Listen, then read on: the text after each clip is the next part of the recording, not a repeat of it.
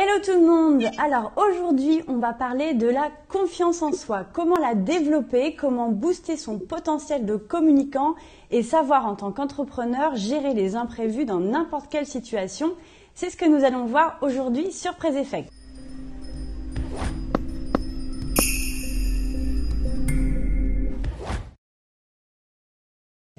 Alors pour ça, j'ai fait appel à une personne qui s'appelle Sylvie Borten et qui est spécialisée dans la prise de parole en public et tout particulièrement dans le théâtre d'improvisation. Hop, salut Sylvie, comment vas-tu aujourd'hui? Bonjour, ça va bien? J'espère que tout le monde va bien. Oui. J'espère que tu vas bien toi aussi Isabelle. Oui, ça va très bien. Alors aujourd'hui, tu viens de nous parler de qu'est-ce que le théâtre d'improvisation peut apporter dans la vie d'un entrepreneur au quotidien pour booster sa confiance en soi, par exemple. C'est ça. Donc l'improvisation, alors je vais modérer tout de même l'improvisation parce que je vais pas non plus dire qu'il faut improviser quand on fait des prises de parole en public. Je passe mon temps dans les formations de prise de parole en public que j'anime à dire au contraire, il faut se préparer. Cela dit, l'improvisation, ça nous apprend déjà, première chose, à être fort face à l'imprévu. Et l'imprévu, je pense que ça t'est déjà arrivé, toi, Isabelle. Oui, pas plus tard qu'hier. Voilà, exactement. Et tu t'en es sortie comme une chef parce que tu as fait de l'impro, justement. Oui. Donc l'imprévu, ça nous arrive tout le temps, qu'on soit en entretien, qu'on fasse des conférences, qu'on soit en speed meeting, par exemple, en présentation. Tout d'un coup, il y a ne serait-ce que une personne qui se lève dans la salle à un moment donné où on s'attendait à ce que tout le monde soit attentif. Et l'improvisation, comme on est en situation de danger permanent, eh bien, ça nous apprend à nous ouvrir à pourquoi l'imprévu, parce que d'abord, on vous donne un sujet auquel on ne s'attend pas, qu'on n'a pas préparé, c'est le principe de l'improvisation.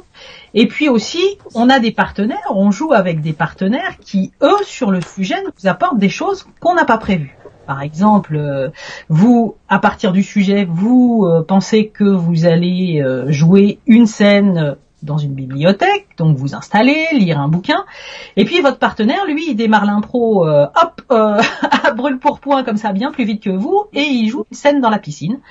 Et vous allez devoir vous adapter à votre partenaire et faire quelque chose que vous n'aviez pas du tout prévu, à savoir être dans la piscine. Cela dit, vous pouvez lire un bouquin dans la piscine, voilà.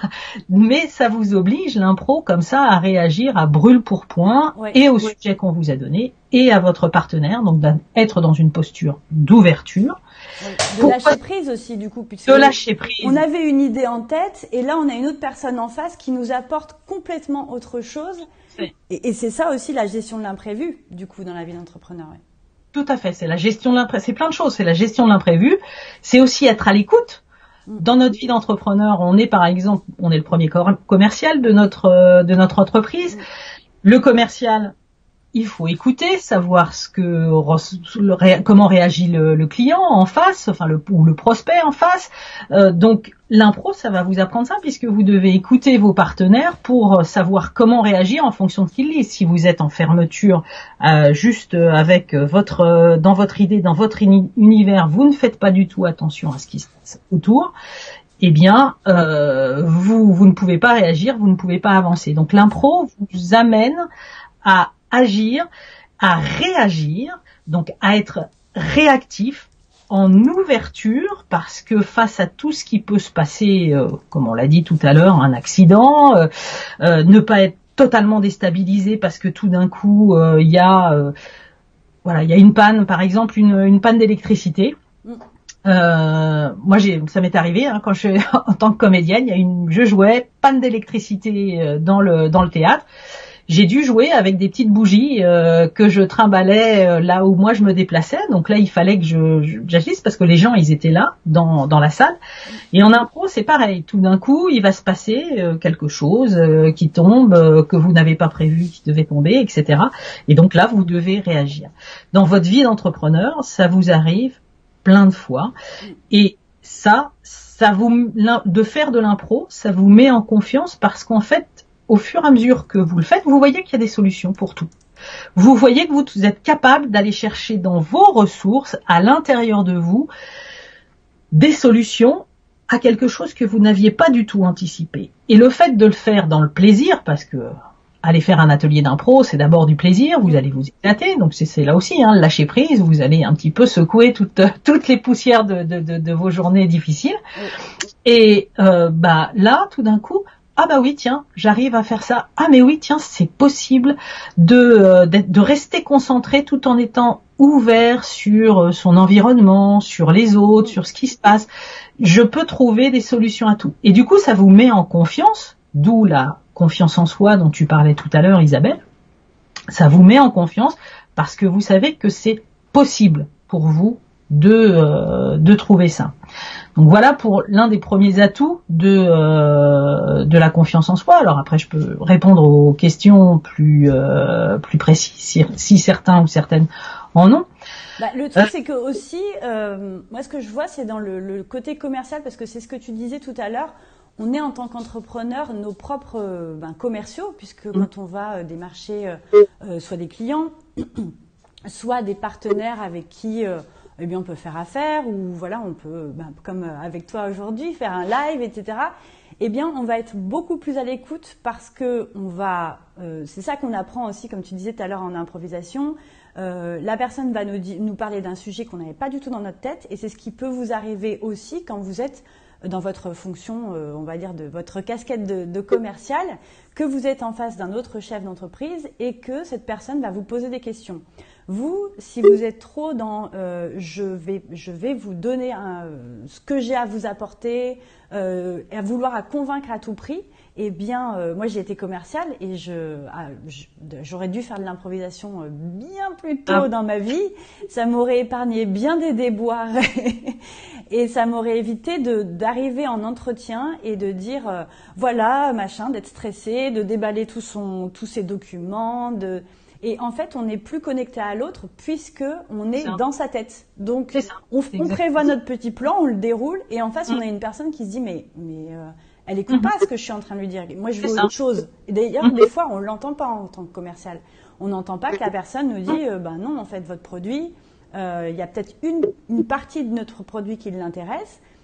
Et non, on va juste entendre, on va rien entendre du tout d'ailleurs, on va vouloir lui vendre tout le package, et puis à la fin, la vente va pas se faire parce qu'on n'aura pas écouté la personne. Et ça, c'est super important, c'est vrai, d'être dans l'écoute. De ne pas foncer tête baissée dans son idée, d'avancer sur ses rails et seulement ses rails, parce que de toute façon, quoi qu'on fasse, on est dans la communication, donc on est avec l'autre. Donc il faut être à l'écoute de l'autre, quel qu'il soit. Hein. On parle tu parles de clients dans la posture commerciale, mais tu vas chercher un investisseur, ou un partenaire. Hein. Là, tu as intérêt d'être à l'écoute justement pour pouvoir construire quelque chose avec lui. De la même manière qu'en impro, tu vas construire un sujet avec l'autre ou avec les autres. Donc c'est vraiment cette posture, moi j'appelle ça l'ouverture, par rapport aux autres, donc aux êtres humains qui travaillent avec toi ou que tu es en face avec toi. Donc là, sur la scène, des partenaires, mais aussi par rapport à l'environnement. Voilà, des choses qui se passent. Je parlais tout à l'heure de panne d'électricité. Je parle, tout peut arriver en fait. Tout peut arriver dans un environnement, et il faut malgré tout qu'on continue. Hein, c'est pas parce que tout d'un coup il y a une panne d'électricité que tu vas arrêter ta présentation. Voilà. Donc c'est savoir comment réagir par rapport à ça. Et en parlant de présentation, par exemple, je sais que c'est vraiment quelque chose d'important, et moi c'est ce que je vais commencer à développer, le fait d'aller proposer son expertise, parler de son expertise en conférence, puisque là vous allez asseoir votre posture d'expert. Vous allez pouvoir même afficher ça sur les réseaux sociaux, dire voilà, vous participez à telle et telle conférence, et ça c'est important de savoir faire, de savoir prendre la parole en public. Et l'improvisation, ça vous évite, comme tu m'expliquais hier, quand on est avec ces petites fiches, là, ce que tu me disais. Je te laisse en parler d'ailleurs. Oui, c'est exactement ça, parce que ce qui nous arrive quand on est on arrive en conférence, on est quelqu'un par exemple de très perfectionniste, donc on a bien tout préparé, on a ses petites fiches dans son cartable, on a tous ses outils, tout ce qu'on veut. On a même prévu son prési, son PowerPoint, peu importe. Voilà, on a absolument tout prévu, et puis on démarre la conférence. Et tout d'un coup, ce qu'on a sorti, on s'est trompé.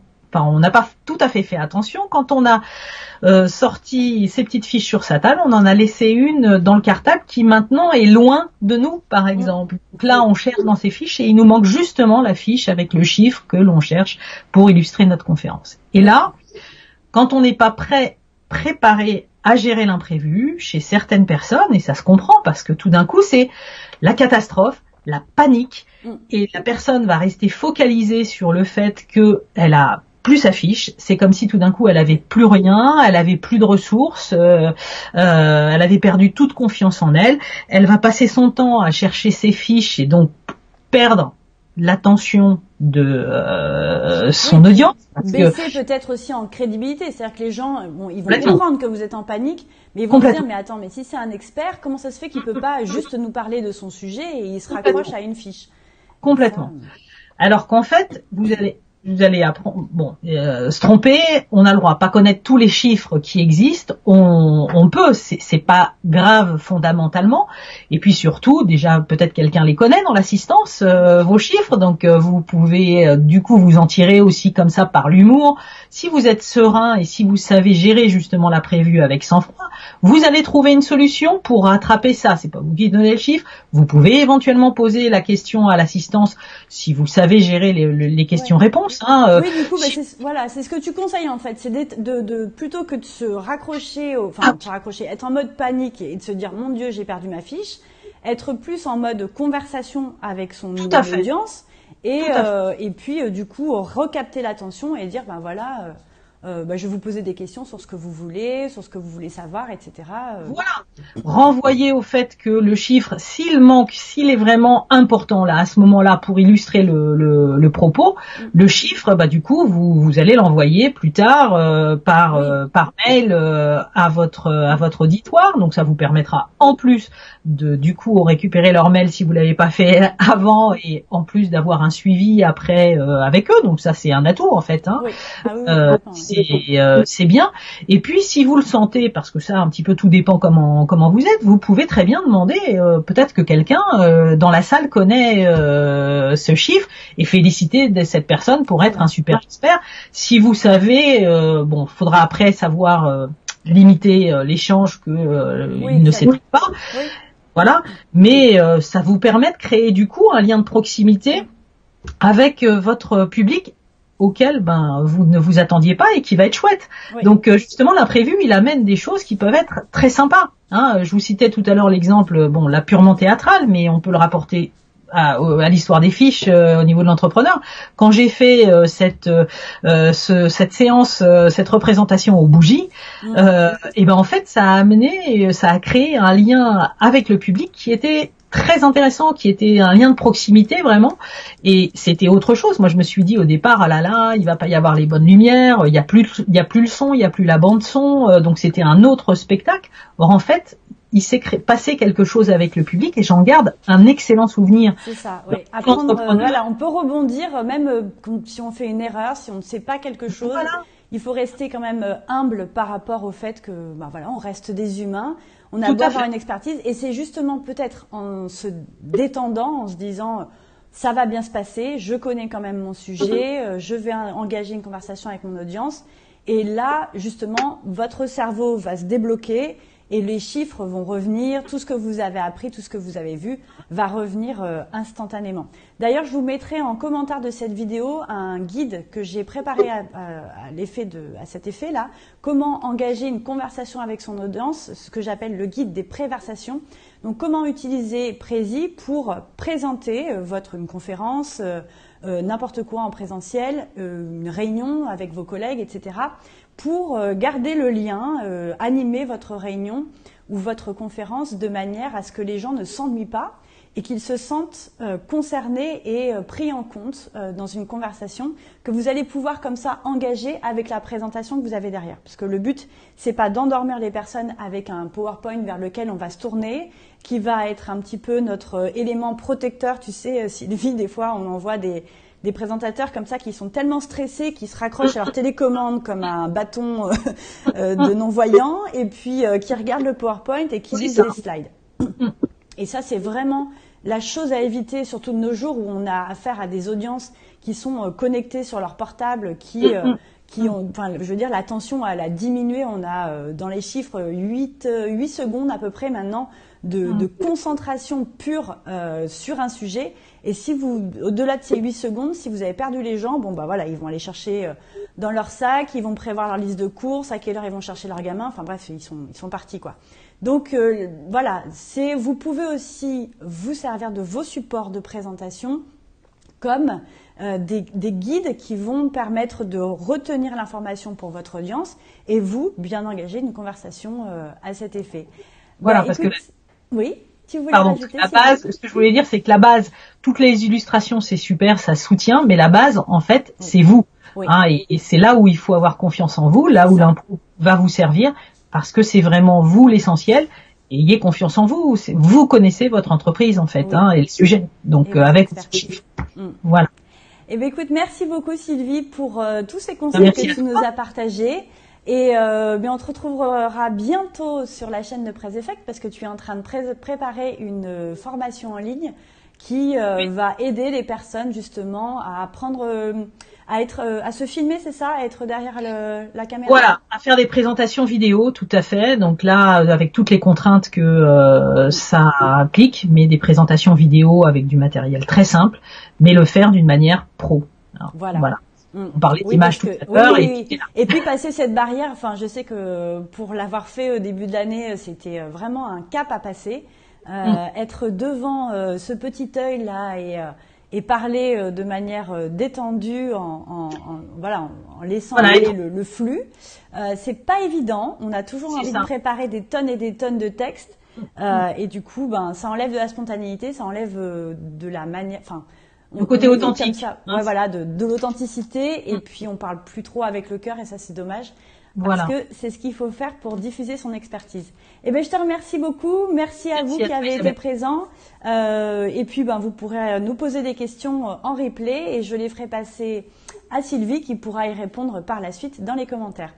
Je vous souhaite à tous, nous vous souhaitons une très belle journée et à très bientôt sur Presse Effect. À bientôt. Salut.